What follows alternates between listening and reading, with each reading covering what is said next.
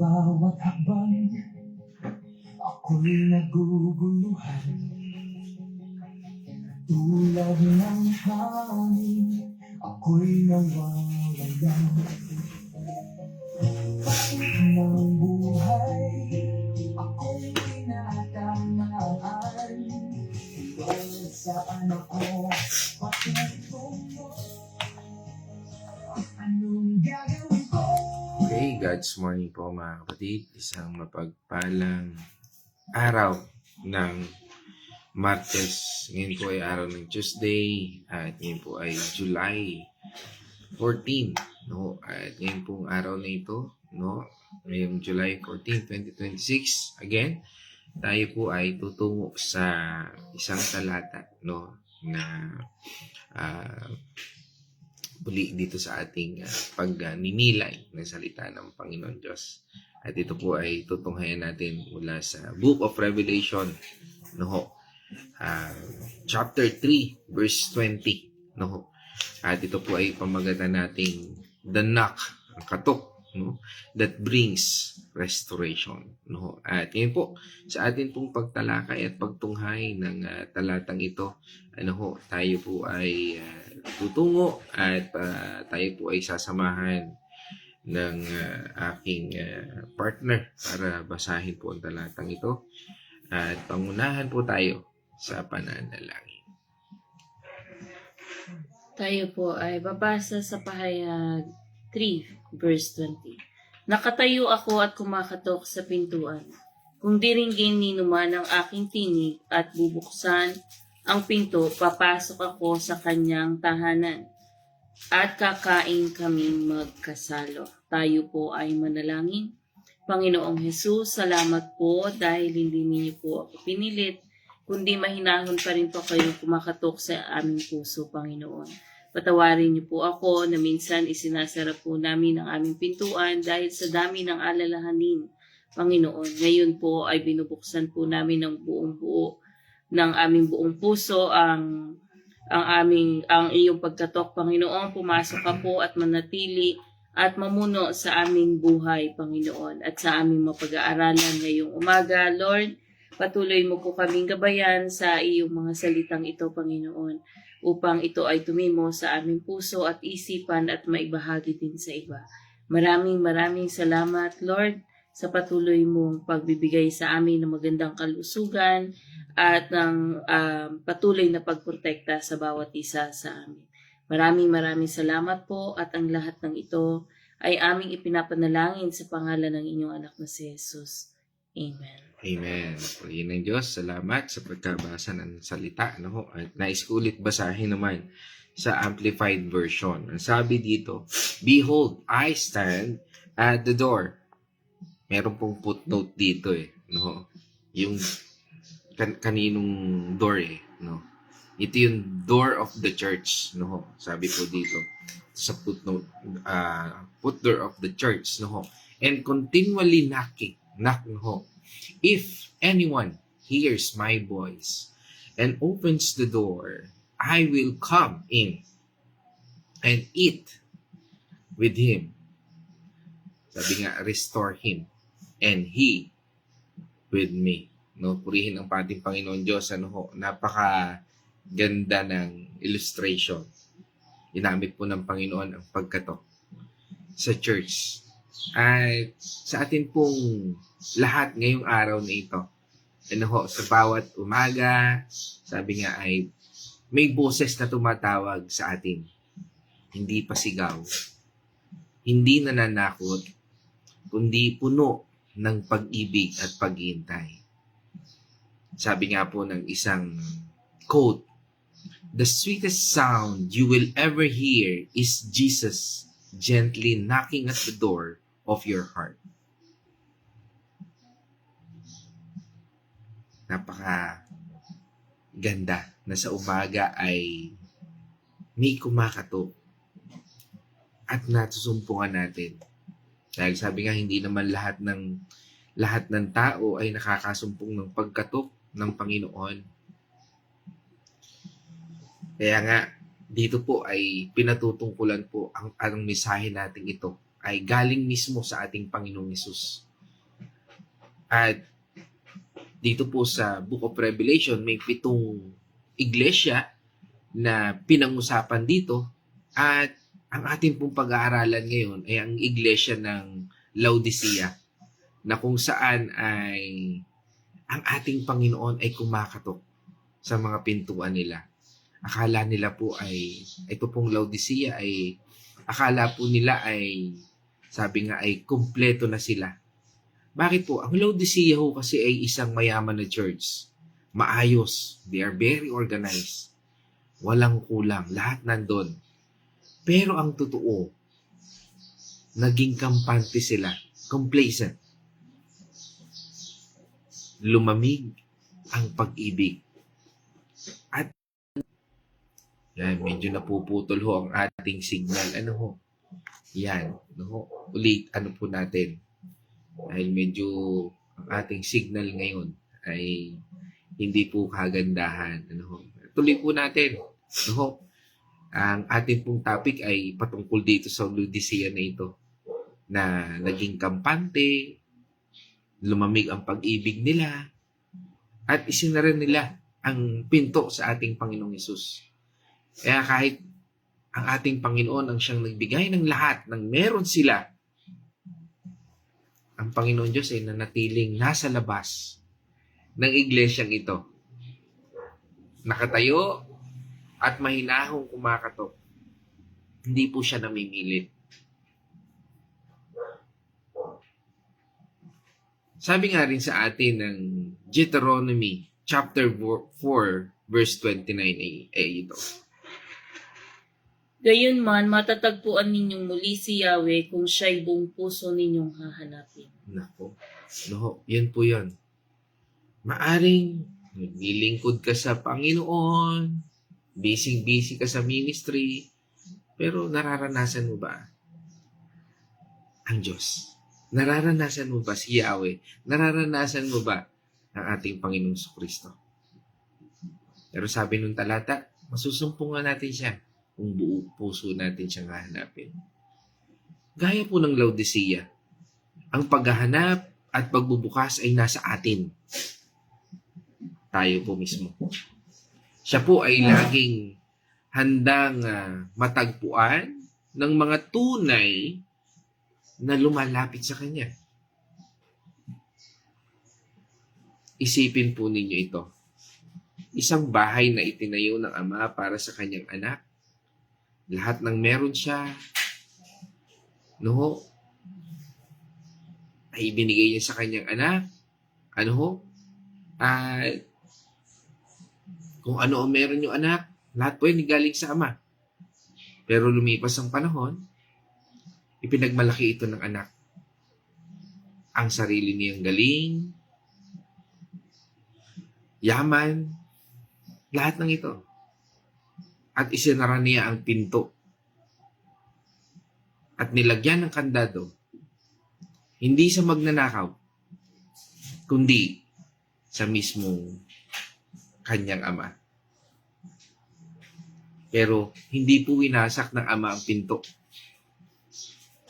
Sa halip, dahan-dahan po siyang kumatok o kumakatok. Paulit-ulit. Hinihintay po niya na buksan ito ng anak. Hindi para maningil, hindi para manisip, kundi para makasama ito. Ayusin ang nasira at ibalik ang tunay nilang ugnayan. Ganyan po ang pag-ibig ng ating Panginoon Hesus sa ating ngayon. Sabi nga po ng quote ni Corrie ten Boom, no? Sabi niya doon, Jesus stands at the door, knocking, not because He has no key, but because He will not enter until He is welcome. Ang Diyos, ating Panginoong Hesus, kumakatok siya. Dahil hindi niya kayang pumasok, hindi dahil ang gusto ng Panginoon. Welcome ba ako dito sa pusong ito? Welcome ba ako sa taong ito? Nandyan ba ako sa taong ito? Kaya Jesus stands at the door, knocking. Not because he has no key, but because he will not enter until he is welcome. Kaya nga, welcome ba ang Panginoon Diyos sa puso natin? Ngayon po, pag-aralan po natin ito. Sabi dito sa unang bahagi, Behold, I stand and continually knock. Sabi nga po, siya po mismo ang lumalapit sa atin. Kapansin-pansin, hindi tayo. At malimit sa bawat araw, yan po nangyayari. Nag-iintay po ang Panginoon Diyos.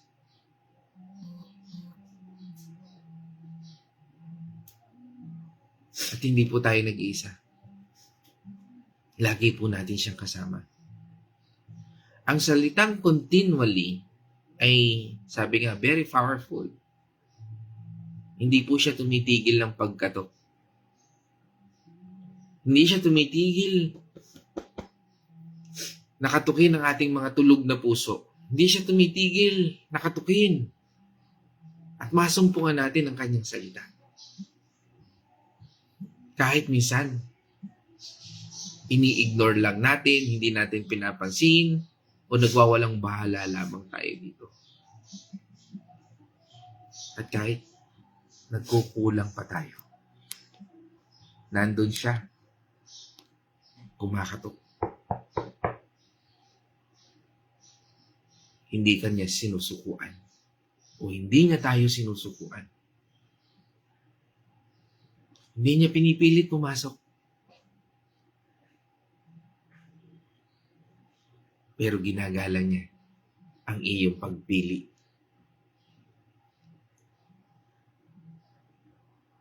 Sabi nga sa atin sa Psalm 145 verse 9,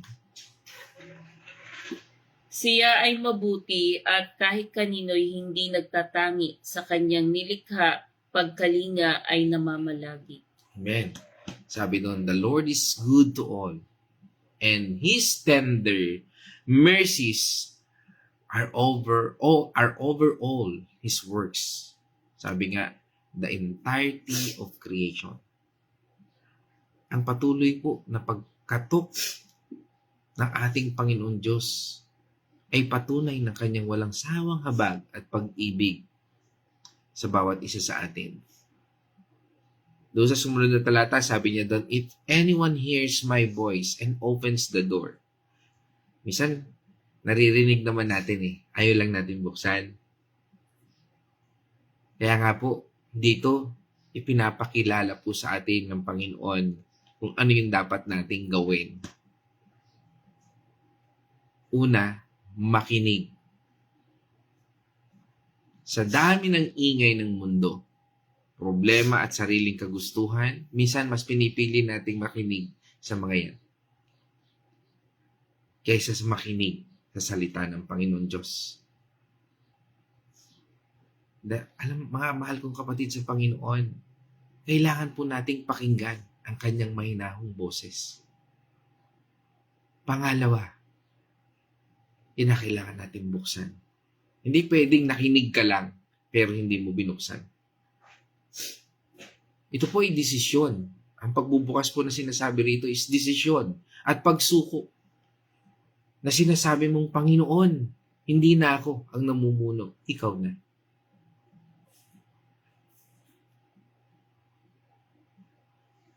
At hindi lang po ito para sa hindi pa naligtas, kundi pati na rin po sa bawat mananampalataya na may parte ng buhay natin, ng buhay na kasama natin ang ating Panginoon Diyos.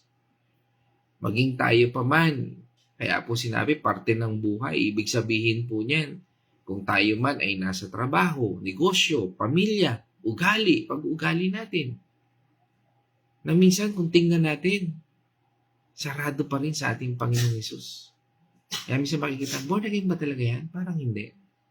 No? Born again ba yan? Pupunta ka sa isang lugar. Ay, alam mo yung may-ari ng establishment na yan, born again yan. Ay, kaya pala ganun. Nakikita ba sa negosyo natin, sa trabaho natin, sa pamilya natin, na si Kristo nananahan? He is the boss. Kasi sabi ng Panginoong Jesucristo sa John 10 verse 27, no? Sabi niya doon, Nakikinig sa akin ng aking mga tupa, nakikilala ko sila at sumusunod sila sa akin. yan, no? Doon po tayo nakikilala. Dahil ang tunay na nakakakilala sa ating Panginoong Hesus ay nakikilala ang kanyang boses at handang magbukas at sumunod agad. Ano pa man. Sa pamilya mo pa man yan. Hindi tayo Kristiyano dahil umaattend lang tayo ng church. Hindi tayo Kristiyano dahil papunta tayo ng simbahan. Naging Kristiyano tayo o tagasunod ng ating Panginoong Jesucristo dahil nakikita po sa bunga natin. Sinusunod natin ang kanyang salita.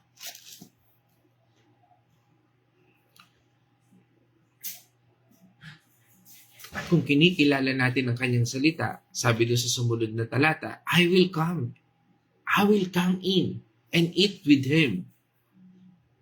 Ibig sabihin po doon, kasama natin ang ating Panginoon. Imagine niyo sa custom ng mga Israelita, no, kapag kayo ay kumakain sa isang hapag, na isang table, kung sino may pinakamataas na pwesto, sagot niya lahat yung nando sa table. Ibig sabihin, siya ang mananagot sa mga tao nandoon. Imaginein mo, ang ating Panginoon, naglalagay siya ng table mismo doon sa tapat ng kaaway mo. No? Pagbinasa natin yung Book of Psalm, no? 23 verse 6, no? Sige, tingnan natin yun. Simulan natin doon sa Psalm 23 verse 5, tapos punta tayo doon sa verse 6. 5 and 6. 23:5. Ayan. 5. Ipinaghahanda mo ako na magpakailanman sa bahay ni Yahweh mananahan. Amen. Pansinin po ninyo yun, sa harap ng kaaway, sino ba yung kaaway natin? Dali, ang kaaway natin, hindi po yung tao, ha? Maaring ang kaaway natin, ayan yung ating mga problema. Mga kaaway natin, yung ating mga pag-uugali. Mga kaaway natin, maaring yan yung kasalanan. O maaring demonyo na siyang naglalagay ng mga yan. Naglalagay daw ang Panginoon ng hapagkainan. At doon kasalo. Bakit? Kasi gustong sabihin ng Panginoon, hawak ko ang taong yan. Hindi mo yan pwedeng galawin. Kaya sabi ng Panginoon, I will come in and eat with Him. Restore Him. Noon po ang pagsasalo-salo ng pagkain ay nangangahulugan ng malalim na pagkakaisa, kapayapaan at matalik na relasyon. Ganyan po ang gusto ng Panginoon. Hindi lang po siya dadalaw para umalis agad, kundi mananatili po siya. At ang pinakamagandang pangako, ibabalik niya ang lahat ng nasira, nawala, o nasayang. Ito po ay biyaya. Hindi dahil mabuti tayo, kundi dahil mabuti siya. Sabi nga sa atin ng Joel chapter 2, verse 25 hanggang 26. 25. Ibabalik ko ang lahat ng nawala sa inyo ng lain ng katakot-takot na balang ang inyong mga pananim. Ako ang nagpadala ng hukbong ito laban sa inyo. 26. Magkakaroon kayo ngayon ng saganang pagkain at kayo'y mabubusog. Pupurihin ninyo si Yahweh na inyong Diyos na gumagawa ng mga kahangahangang bagay para sa inyo. Hindi na muli pangkukutyain ang aking bayan. Amen. Ano ho? Sabi nga, ano ho? Gaya ng pangako kay Joel. Ang pagpasok po ng ating Panginoong Hesus ay laging may dalang pagbabalik. Hindi lang sa kaligtasan, kundi sa ligaya, lakas at layunin. Sabi nga po ng isang quote, restoration does not mean going back to how things were. It means going forward to something far better than you ever imagined. Minsan, yan po ang nangyayari at kalimitang ginagawa ng Panginoon sa buhay natin. Minsan akala lang natin, okay na yan. But hindi po ganun.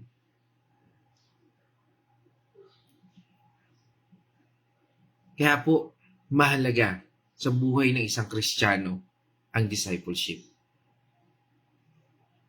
Dahil marami pong nag-aakala na ang pagbubukas ng pinto ay isang beses lang ginagawa noong tinanggap natin ang ating Panginoong Kristo bilang ating Panginoon at tagapagligtas. Pero ang katotohanan, ito po ang araw-araw na buhay ng isang tunay na alagad. Ang pagkatok ng ating Panginoong Hesus ay hindi lang po tawag para maligtas tayo. Ito po ay tawag para sumunod tayo.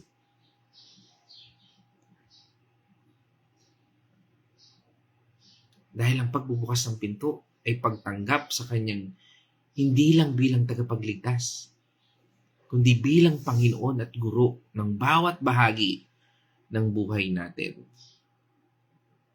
At ang pagsasalo-salo na kasama siya ay ang mismong layunin ng discipleship. Hindi lang para matuto tayo ng salita ng Panginoon Diyos, kundi makasama natin siya. At tayo ay gabayan ng ating Panginoong Kristo. At mabago tayo araw-araw. Kaya nga, marami po ang sabi nga ay nagiging come and go ang church kapag walang discipleship o ayaw magpa-disciple ng isang Kristiyano. Tayong lahat, kailangan po natin ito, ang discipleship ng ating Panginoong Kristo. Dahil maaring pumunta ka nga, tapos alis ka ulit. Maaring maging transfer Christian ka. Pero hindi ka kailanman magiging convert. Kasi una, wala sa iyo yung discipleship heart. Pagiging disipulo ng ating Panginoon. Ayaw mong kinokorek ka. Sabi nga sa atin ng ating Panginoong Kristo sa John 12, no? Verse 26. Ang naghahangad na maglingkod sa akin ay dapat sumunod sa akin. At saan man ako naroon ay pumaroon din siya. Pararangalan ng Ama ang sino mang naglilingkod sa akin. Amen.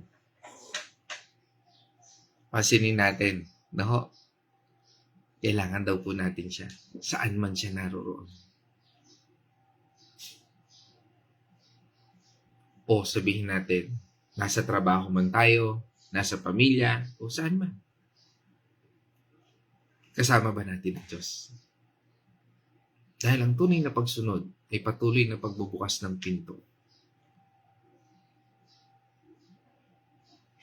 Pagpapaalam sa ating Panginoong Hesus na hawakan niya ang bawat hakbang natin. Sa pamilya natin, sa trabaho natin, o kung saan pa man tayo nandoon. Dahil sabi nga, discipleship is not one-time decision. It is a daily opening of the door to let Jesus lead the way. Hinahayaan ba natin na si Jesus Christ ang mag-lead ng ating direksyon? Bakit ba natin kailangan na ibukas ang pinto nating ito sa ating Panginoon? Maaari sabihin ng iba, dahil sarado. Okay. Tunay naman po. Dahil sarado. Sarado ang pinagmulan ng tunay na buhay. Wala doon ang ating Panginoon. Kahit gaano ka pa kayaman, kahit gaano ka pa katalino, kung sarado ang puso mo sa ating Panginoong Hesus, wala kang tunay na kapayapaan. Dahil siya lamang ang ating Panginoong Hesus, ang pinagmulan ng lahat ng mabuti. Kapag sarado ka sa Kanya, sarado ka rin sa Kanyang tulong, gabay at pagpapala. Dahil sabi ng Panginoon sa John 15 verse 5, Ako nga ang puno ng ubas at kayo ang mga sanga. Ang nananatili sa akin at ako sa kanya ay siyang nagbubunga ng sagana, sapagkat wala kayong magagawa kung kayo'y hiwalay sa akin. Amen. Amen. No, yan po. I am the vine. You are the branches.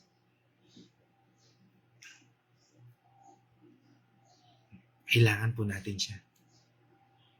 Kailangan po tayong nakaugnay sa Kanya. Dahil hindi po natin kayang ayusin ang sarili nating buhay. Yan po ang katotohanan. Akala natin kaya nating ayusin ang problema, ugali, at kasalanan mag-isa. Pero ang totoo, kailangan po natin ang ating Panginoong Hesukristo. Dahil siya lang ang may kakayahang magbago ng puso natin. Hanggat sarado ang pinto, mananatili tayong nahihirapan at nag-iisa. Sabi nga, you cannot fix what is broken in you while keeping the healer outside. Kung hayaan mo yung manggagamot, kahit nandyan ang manggagamot, kung hindi mo iinumin ang gamot, hindi ka gagaling. Dahil ang bukas na pinto ay simula ng tunay na pagpapanumbalik. Nandyan lang ating Panginoong Jesucristo. He is our healer. He is our medicine. Dahil ang pangako niya, kapag binuksan mo, papasok ako at ibabalik ko ang lahat. Pangako po ng Panginoon Diyos. Walang pagbabago, paghilom kung hindi natin siya papapasukin sa buhay natin. Ang pagbubukas ay ang susi para matanggap ang lahat ng inihanda niya sa ating buhay. At ito lamang po ang tanging paraan para makilala at makasama natin siya. Dahil ang tawag niya ng ating Panginoong Jesucristo ay para magkaroon tayo ng relasyon. Sabi nga, hindi po tayo makapaglalakbay kasama ang Panginoon kung nakasarado ang mga pinto ng puso natin. Ito ang puso ng pagiging alagad, pagiging disciple. Kaya nga sa tuwing tayo nag-aaral ng Biblia, natututo po tayo. Tayo ay alagad niya. At ang buksan ng buhay natin para siya ay manirahan doon. At ngayon po yung tamang panahon. Today, now, sa mga oras na ito. Magandang pagpalain po ang Diyos dahil continually, siya po ang kumakatok. Pero wag po nating ipagpaliban. Bakit? May babalaho ang Biblia eh.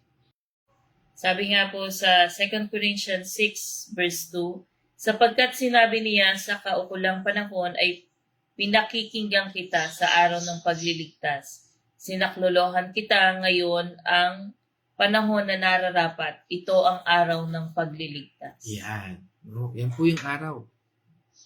Habang tayo nakakakinig, yan po yung araw. Pero darating din po yung panahon na matatapos po yan.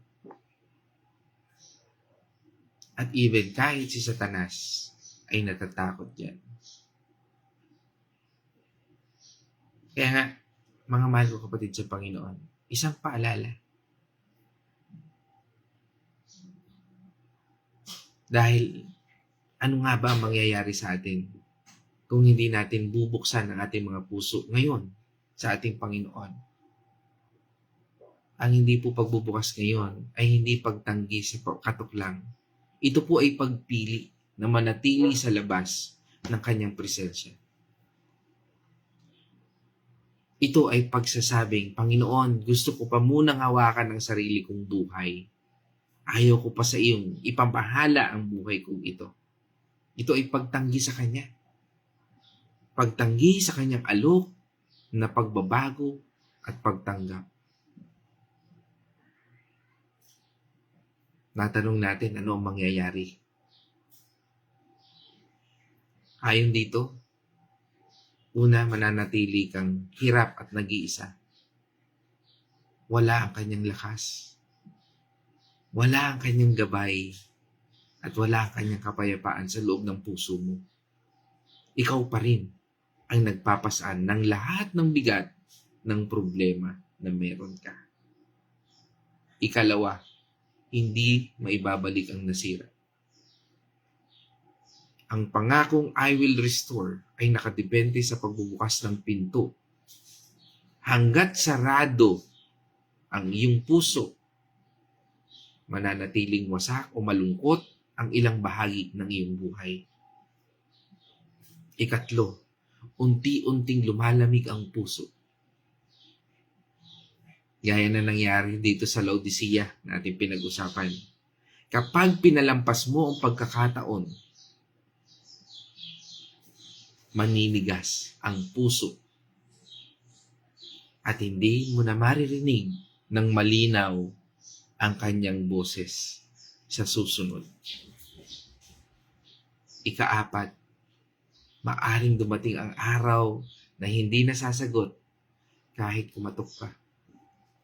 Dahil ang Diyos ay may pag-ibig, pero iginagalang niya ang iyong desisyon. Huwag nating hintayin na dumating ang oras na gusto na nating magbukas, pero sarado na ang pagkakataon. Tunghayan po natin yun.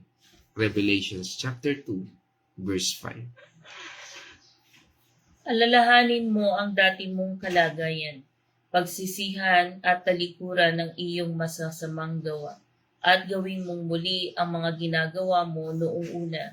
Kapag hindi ka nagsisi, pupunta ako dyan, aalisin ko sa kinalalagyan ang iyong ilawan. Amen. Grabe, na? Ilawan lang pala. Matindi po yan. Dahil magsisisi ka. Mananatili ka na sa kadiliman. Alam mo na siguro yan kung saan ka mapapunta. Dahil sabi nga, delayed obedience o yung ipinagpapaliban mong pagsunod is still a form of rejection. To open later is to miss the grace meant for today. Parang kung hindi mo bubuksan ngayon, ay sinasayang mo ang grasya ng Diyos sa buhay mo ngayong araw at oras na ito. Kaya nga, mga mahal kong kapatid, minsan iniisip natin, masyado na akong makasalanan para papasukin siya. Hindi po totoo yan, ha? Huwag po nating isipin yun. Dahil ang pagkatok ng ating Panginoon Diyos ay patunay na gusto kaniyang linisin at ibalik. Hindi natin kayang linisin yung sarili natin. Only God can. Minsan iisip din natin, kailangan ko munang ayusin ang sarili ko bago pa siya papasukin. Oops, yan din ang malimit ko pong naririnig.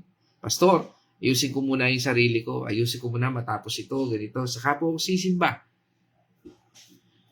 Hindi po ganun. Dahil siya po ang kailangan natin para mabago.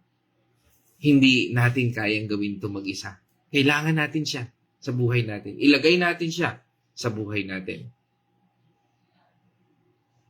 O kaya minsan isip na natin, tumanggap na naman ako sa Panginoon, ligtas na ako. Okay na kahit hindi ko na siya papasukin araw-araw. Okay na ako kahit hindi na ako mag-discipleship. Hindi po totoo yun.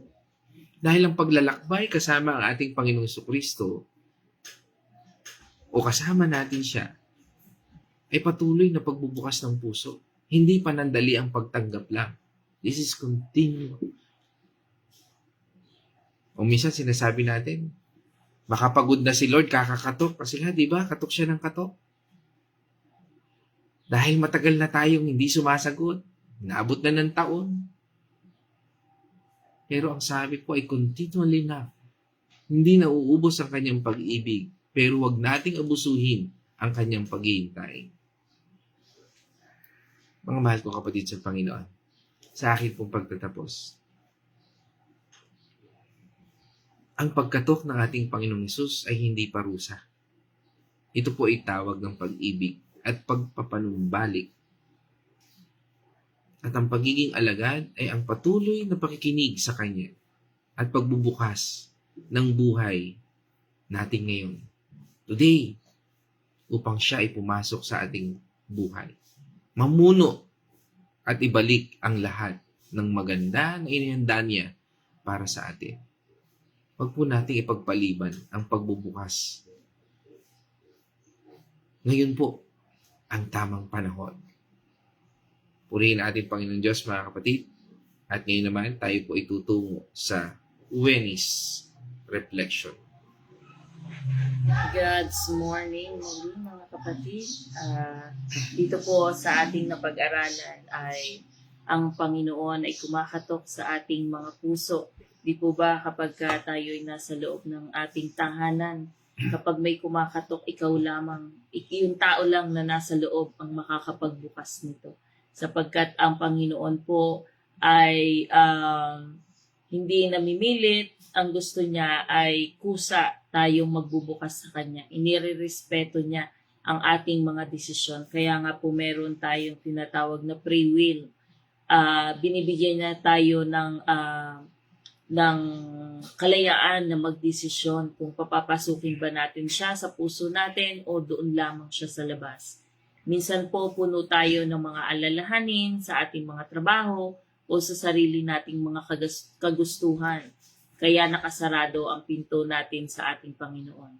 Akala natin ay ayos lang tayo pero nasa labas na pala ang ating Panginoon at kumakatok ng mahinahon sa atin. Hindi natin naririnig kasi ang focus natin doon sa mga problema, sa mga circumstances na ating mga pinagdadaanan. Hindi natin siya naririnig sapagkat abala tayo. Nasa iba yung focus natin, hindi sa ating Panginoon. Hinihintay lang niya na pansinin natin siya, pakinggan ang kanyang tinig at buksan ang pinto. Kapag ginawa natin ang pagbubukas ng pinto sa ating Panginoon, kailanman ay hindi niya tayo iiwan, ni hindi niya tayo pababayaan.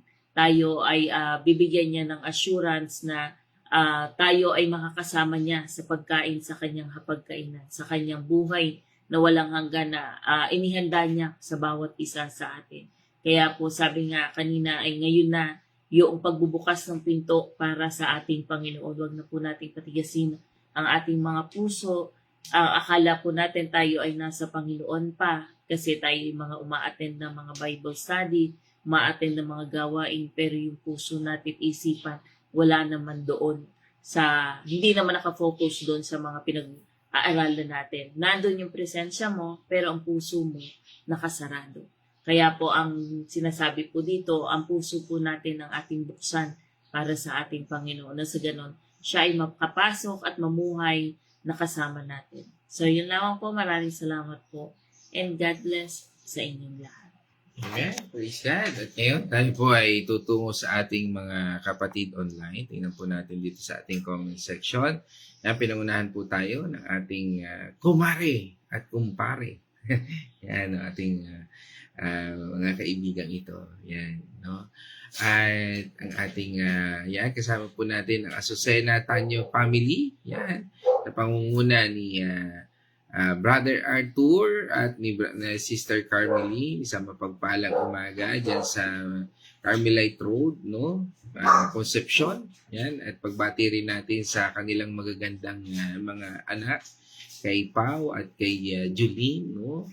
At syempre, pagbati na rin natin dyan sa ating inaanak na lagi din nakikinig, kasama natin ngayon. Yan, si Tyrone at si Janessa, isang mapagpalang umaga, God's morning sa ating lahat. At nasundan po yan mula po sa Barangay Santo Niño. Kasama po natin ngayon ang ating pong Nanay Josephine Maranan, isang mapagpalang umaga po. Yan, at kasama rin po natin ngayon, yan, ang ating kapatid from Barangay San Ignacio, yan, kasama po natin ang Preo family, kasama po natin si Brother Rafael, at pagbati natin sa kanyang buong pamilya at kanyang mga anak, no, at sinundan po yan ang ating kapatid from Villa Escudero, no po, kasama po natin ngayon, again, ang Patual family, siyempre yan, si Winnie Patual, at pagbati na rin natin dyan sa pamilya ni Ate Lisel Dalangin, isang mapagpalang umaga po sa ating lahat dyan.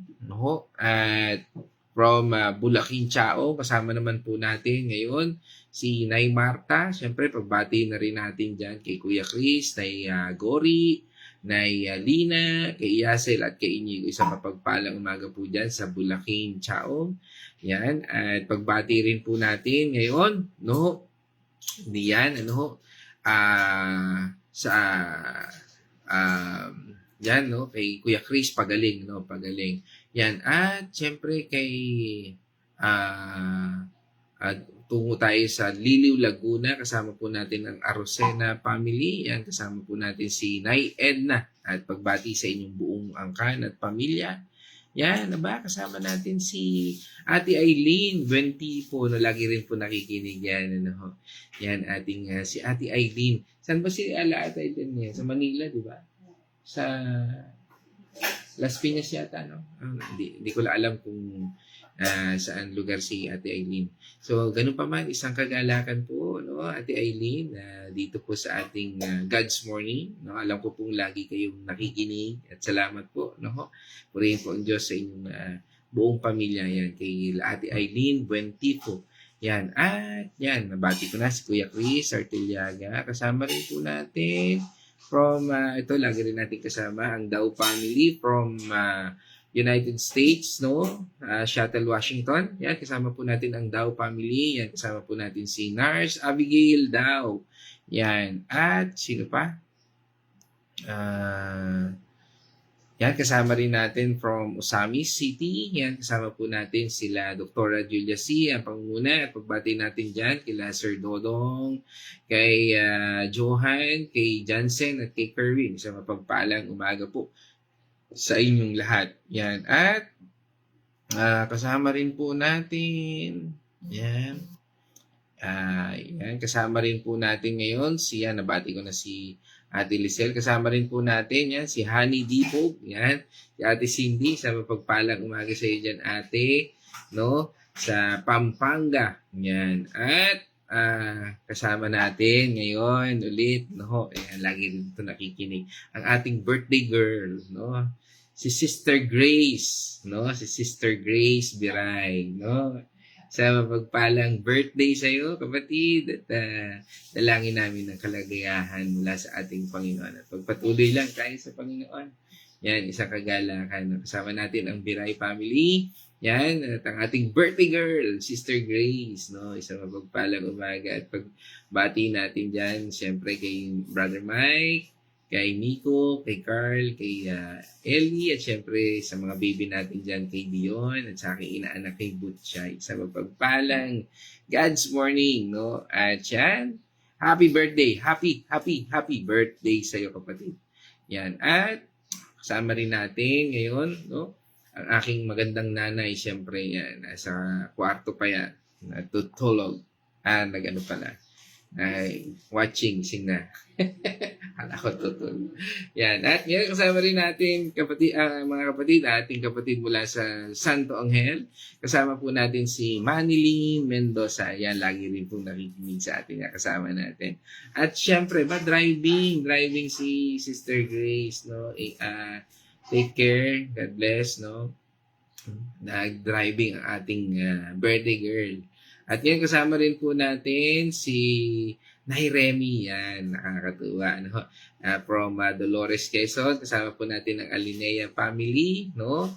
Yan, panguna ni Nay Remy, no? At isang mapagpalang umaga sa inyo po at sa inyong buong sambahayan at sa inyong church, ano, dyan sa Dolores, Quezon, yan at ngayon, dyan po tayo magtatapos. Nawa tayo po'y napagpala ng Panginoon. Buksan po natin ang ating mga puso sa Panginoon. Huwag po nating hayaang tumigas ang mga pusong ito dahil kailangan po natin siya. At nag-iintay lamang po siya. Huwag nating hayaan patuloy na nakatayo ang ating Panginoon sa labas ng mga pintuan yan. At ngayon po, sa ating pagtatapos, nawa tayo po'y napagpala ng Panginoon sa aral na ito. At sa Kanya po ang kapurihan magpakailanman. At ngayon tayo po'y mananalangin sa ating pagtatapos. O maraming Diyos na makapangyarihan, muli salamat po, Panginoon, sa araw na ito, isang umaga ng aral na nagbubukas, Panginoon, ng pintuan. Dalangin po namin na ang aming mga pusong minsan ay nakasarado. Ngayon, sa iyong salita, nawa ito ay mabuksan. Kami po ay patuloy na nananalig, naniniwala at nananampalataya na sa iyong kapanahunan, ang bawat isa ay pipiliin buksan ang pintuan upang ikaw ay manahan sa bawat isa sa amin. Kaya Panginoon, salamat sa lahat ng ito. At patuloy na papuri at pagsamba. Ingatan mo po ang bawat isa ngayong araw nito sa bawat pupuntahan at sa bawat mga gagawin. Pangunahan mo po kami bilang aming Panginoon. Especially, Lord, ngayon ang aming birthday girl na nagmamaneho. Dalangin po namin, Panginoon, ang patuloy na pag-iingat mo sa kanyang buhay at sa kanyang buong pamilya. Dalangin po namin, Panginoon, na sa kanyang panalangin, Panginoon, marami pa ang mga taong maabot ng iyong salita. At patuloy mo siyang gamitin bilang maging pagpapala, O Lord, ng iyong ubasan. Kaya, Panginoon, patuloy naming dalangin sa bawat isa rin na narito ngayon na nakikinig. Mga kapatid namin, Panginoon, na nakasumpong ng iyong salita, kami ay gamitin mo bilang daluyan ng iyong pagpapala. Naniniwala po kami sa kagalingan, naniniwala po kami sa restoration ito, naniniwala po kami sa lahat ng iyong provision. At dahil ikaw ang Diyos na siyang pinagmulan nito, kaya salamat po sa lahat ng ito. At sa iyong patnubay at gabay, we acknowledge, Lord, na ikaw ang siyang guro na siyang patuloy na magtuturo sa amin sa pamamagitan ng iyong banal na Espiritu. Salamat, Ama, sa iyong handog, sa iyong nag-iisang anak na si Jesucristo. At sa aming buhay na ito, patuloy na idinadalangin po namin, Panginoon, ang pasasalamat ng pananahan ng aming Panginoong Jesucristo sa buhay ng bawat isa. Salamat, Diyos Ama. Napakabuti mo. At ito po'y aming dalangin. Pagsamba at pananampalataya sa pangalan ng Ama, ng Anak, at ng Banal na Espiritu. And this I pray in Jesus' name. Amen and amen. Mga kapatid, yan po tayo magtatapos. Let us shout the shout of victory. Christ has died. Christ has risen. Christ will come again. And together, we are for Christ again. God's morning, everyone.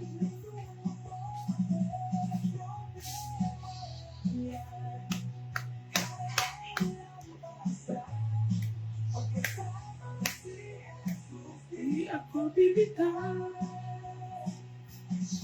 kahit masiga. Ako'y sumusya. Sabihin mo, Panginoon, lahat makasaya. Di ako patitingnan. Di ako patitingnan.